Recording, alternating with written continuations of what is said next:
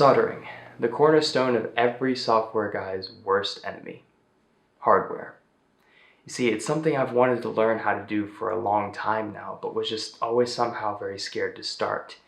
I've had this soldering kit right here for over a year now, and I've just never used it.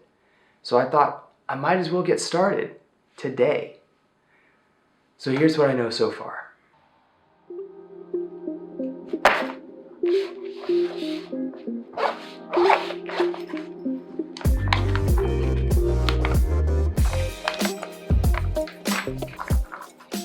This is a soldering iron. The tip gets hot and melts the solder.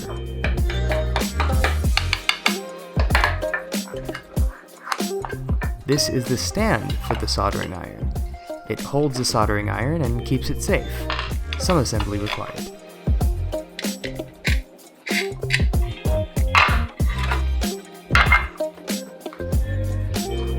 This is the solder. It melts and conducts electricity. These are some wires. This is a wire stripper. This is a sponge for soaking up extra solder and cleaning the tip. These are different sized tips for the soldering iron. These are tweezers. And this is a soldering pump for sucking up solder when desoldering. And that's everything in the kit. So let's move it off the table.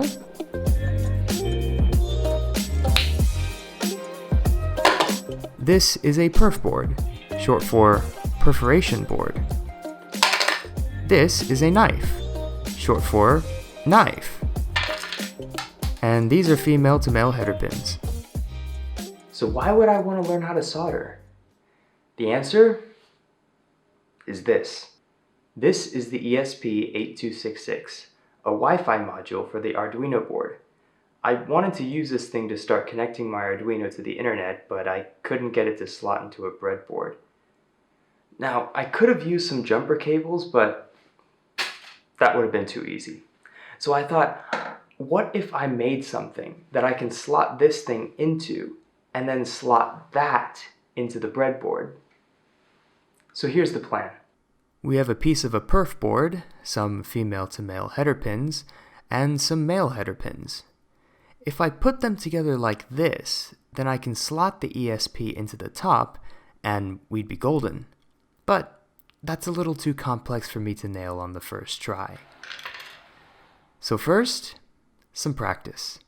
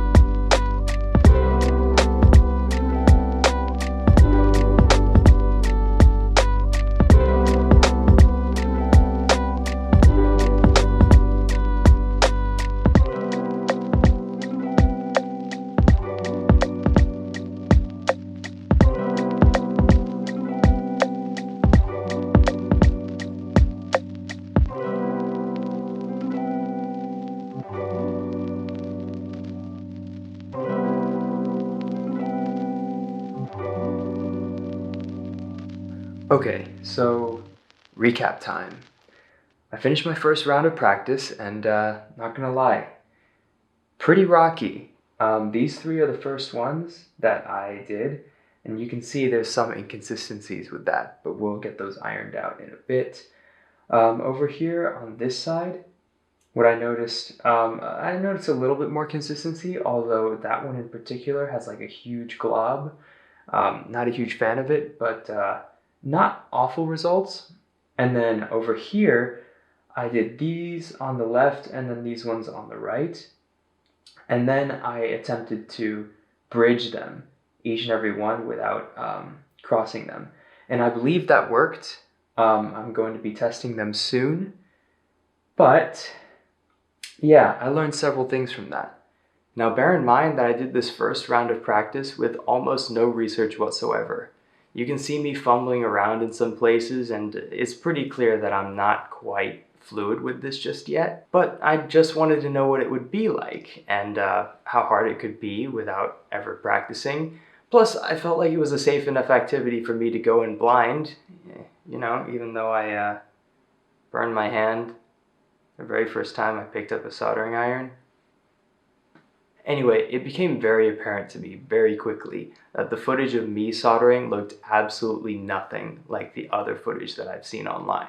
So now, with a bunch of mistakes under my belt, it's time to go back to YouTube, except this time, I'll know what to look out for.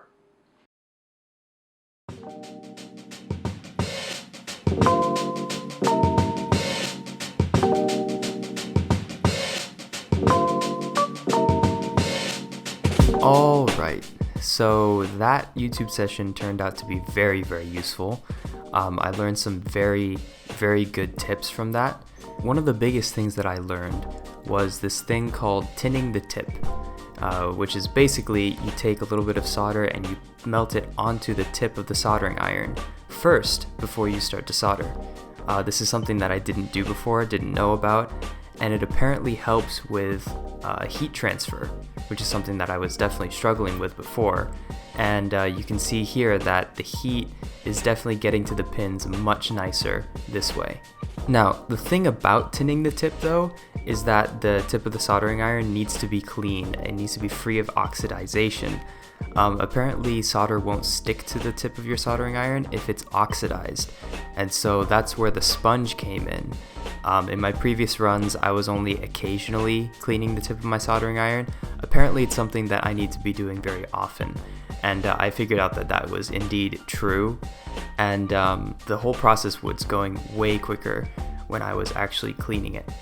The other thing that I noticed was that clearly my soldering iron wasn't hot enough last time, which is kind of funny because normally beginners tend to have it too hot. So I figured that around 300 degrees Celsius worked best for me, at least according to the little knob that I've got on my soldering iron. I don't know how accurate it is, but I figured when I set it to there, it does the best. So with those new things in mind, I just put my head down, went through another round of practice, and I got much better results that time. And of course, the links to all the videos that I used can be found down in the description if you want to take a look. So after this round, I saw some really good improvement. Now, I mean, I could show you what I put together this round, but to be honest, it's just a smaller version of what I did last time, only cleaner, so I'll spare you the time. But now, I'm feeling confident enough to make the finished piece. So let's get started.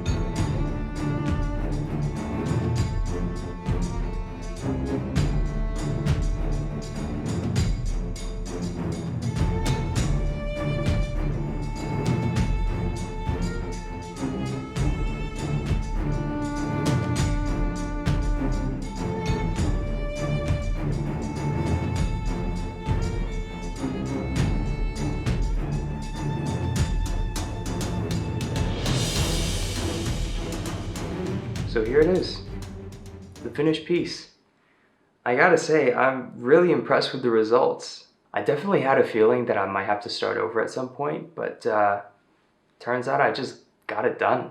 Now, of course I still have to test this thing to make sure that the connections are good, but honestly, I can't see a reason why they wouldn't be.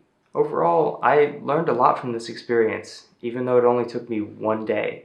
Seriously, just 1 day, literally. I cannot stress that enough. Like I said, this is something that I've been putting off learning for a really long time now, and yet I was able to make something this complex in just a single day. It just goes to show that if you really want to learn something, you just have to start. Take that leap, jump straight into the deep end. Because if you don't, you might just wait forever. Thanks for watching.